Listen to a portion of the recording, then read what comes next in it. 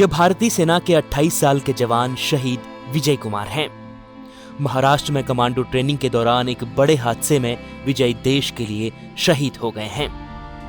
शहीद विजय कुमार राजस्थान के चूरू के रहने वाले थे। वो भारतीय सेना में राइफलमैन के तौर पर तैनात थे और महाराष्ट्र में 35 दिनों की कमांडो ट्रेनिंग ले रहे थे, जिस दौरान उनकी नाव एक नदी में पलट गई और वो वीरगति को प्राप्त हो गए।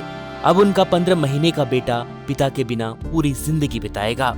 उनकी पत्नी अपने पति के जाने के गम में बेसुध हो चुकी हैं और उनकी मां अपने बेटे के जाने के गम में फूट फूट कर रो रही हैं।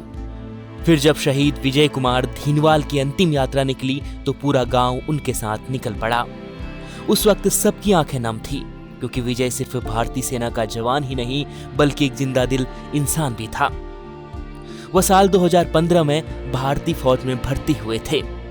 फिर 2022 में उनकी शादी हुई थी और वो अपने परिवार के बड़े भाई थे।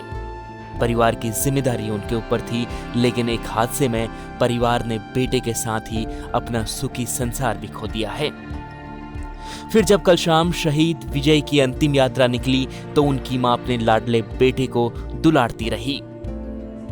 उनकी मां फूट फूट कर रो रही थी, लेकिन अपने शहीद बेटे को आखिरी बार बार देख रही थी, क्योंकि उन्हें पता था कि वो अब अपने बेटे से कभी नहीं मिल पाएंगी। और उनका महज 15 महीने का बेटा, उसे इस छोटी सी उम्र में अपने पिता को मुखाग्नि देनी पड़ी है। उसे तो यह भी नहीं पता कि उसके पिता अब उससे हमेशा के लिए दूर जा चुके हैं। वह बस रोते हुए अपनी माँ और दादी को देख रहा है।